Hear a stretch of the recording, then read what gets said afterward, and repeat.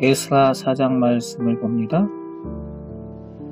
귀환한 이스라엘 백성이 한 마음과 한 뜻으로 하나님께 대한 제사를 회복하고 하나님의 성전 재건을 시작할 때 감격과 감동의 찬양과 눈물을 흘렸습니다.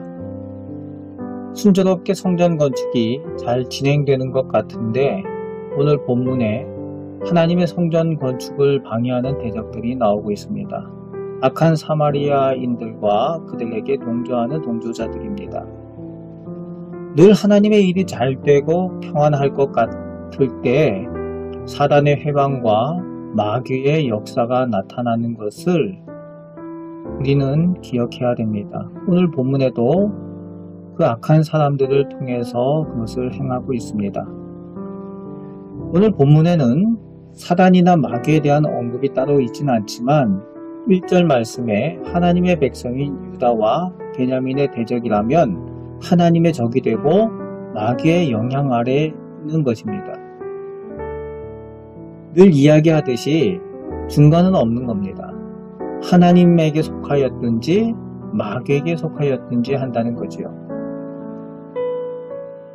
오늘 본문에 마귀에게 이용당해서 자기도 모르게 하나님을 대적하는 일을 하는 사람들이 나오는데 그 악한 전략과 전술을 오늘 본문을 통해서 볼 수 있습니다. 2절에서 보니까 전반부에 우리도 성전 건축을 같이 하게 하라, 또 후반부에 우리가 하나님께 제사를 드리노라 라고 말을 합니다. 듣기 좋은 얘기죠. 하지만 새빨간 거짓말입니다.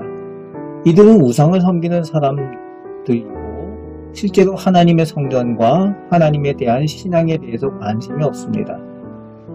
하지만 이스라엘 백성이 성전을 건축하면 성전을 중심으로 강력한 힘을 발휘할 것을 알기 때문에 이렇게 거룩한 백성들 사이에 섞여 들어가서 함께 성전을 건축하는 척하면서 그들의 순수함을 무너뜨리고 거룩함을 해방하고 망쳐놓으려는 계략인 것입니다. 오늘도 우리가 평안할 때에 더욱 조심해야 될 것입니다. 우리가 영적인 시험에 마귀의 유혹에 빠지지 않도록 늘 조심해야 됩니다. 어려울 때 그런 것들보다 오히려 평안하고 우리가 살만할 때에 마귀의 유혹과 영적인 시험들이 더 있을 수 있는 것을 우리가 기억하고 조심해야 합니다. 또 우리의 순결하고 거룩함을 방해하려는 여러가지 영적 영향이 있는 것을 늘 기억하고 깨어서 기도해야만 합니다. 그런데 이스라엘 백성들은 바보가 아닙니다. 사마리아인들의 모습을 모르지 않기 때문에 그렇습니다. 그렇기 때문에 거룩한 하나님의 성전은 우리 민족이 홀로 건축하겠다 라고 이스라엘 백성의 지도자들이 선언하는 내용이 3절에 나오고 있습니다. 이제 그때부터 그 대적들의 본색이 드러나고 있는 것이 4절부터 보여지는데 끈질긴 악한 전략과 전술로 괴롭힙니다. 건축하는 백성들의 손을 약하게 하였다라고 4절에 기록하고 있는데 성전 건축에 집중을 못하게 하는 거지요. 늘 크고 작은 침공들을 함으로 인해서 성전 건축을 하는 사람들이 한 손에는 무기를 들고 일을 해야 되는 그런 상황이 되고 또 경비병을 세우고 사람을 나누어서 방비를 해야 되는 그런 일을 하게 하는 겁니다. 그리고 5절 말씀에 바사의 관리들에게 뇌물을 주어서 공식적으로 계획적으로 해방을 놓는 일들도 합니다.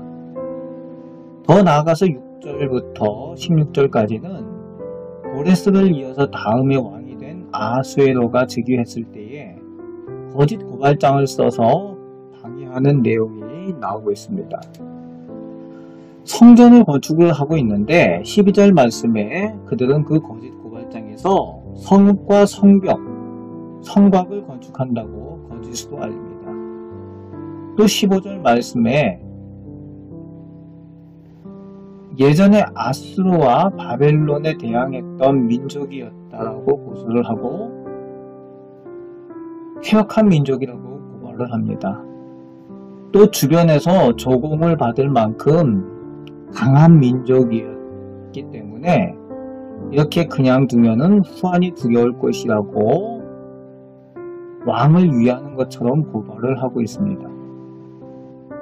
당연히 왕은 멀리 떨어져 있는 타국에서 현지 사정을 알 수가 없으니까 가까이 있는 관리들에게 이것이 사실인지 묻게 되는 거죠. 그런데 그 관리들이 뇌물을 받고 매수를 당했으니 당연히 날조된 사실을 사실인 양 이야기를 했을 것입니다. 물론 고발장에는 사실에 입각한 내용을 다루고 있습니다. 이전에 아수르와 바벨론에 대항했던 것들, 또 다윗과 솔로몬 때 강대한 민족이었다는 것, 엄연히 사실이지만 현재 사실과는 다른 거짓 증거라는 겁니다. 그런데 17절에서 22절 말씀에 아하수에로 왕은 그 부패한 관리들을 통해서 고발장을 받고 또 그 관리들에게 명령하여 사실 여부를 확인했으니 뇌물을 먹은 관리들은 그 계략대로 왕에게 날조된 사실을 알려주고 당연히 거짓이 진실로 탈바꿈했을 것입니다. 그때 왕은 명령을 내려서 23절, 24절에 하나님의 성전의 공사를 중지를 하게 하였고 그것이 한동안 중단이 되게 됩니다.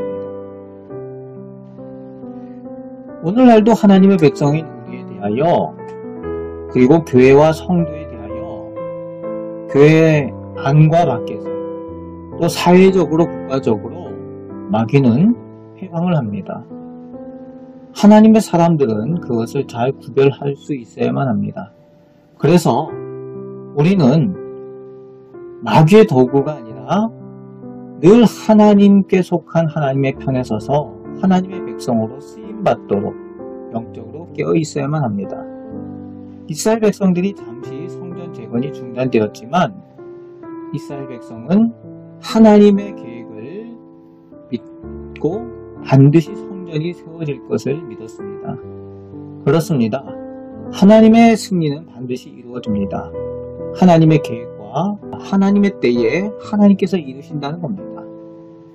오늘 우리의 믿음도 예수 그리스도를 통해 이미 이루신 승리의 싸움을 싸우는 줄 믿으시기 바랍니다.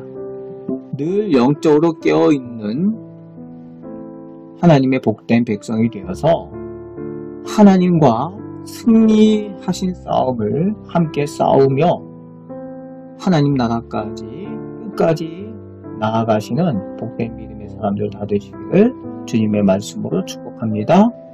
아멘. 기도하겠습니다.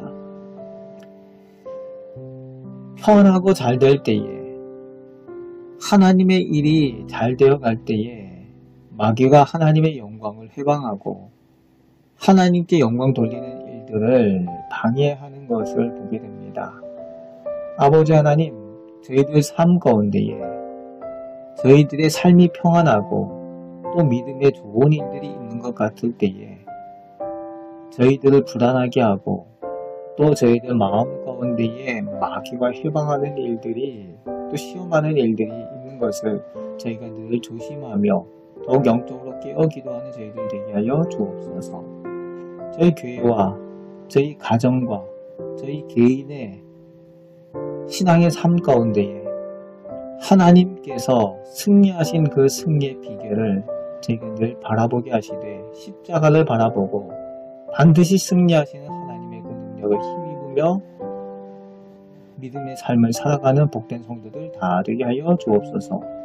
오늘도 승리의 능력을 허락하여 주시는 우리 주 예수 그리스도의 이름으로 감사하며 기도합나이다. 아멘.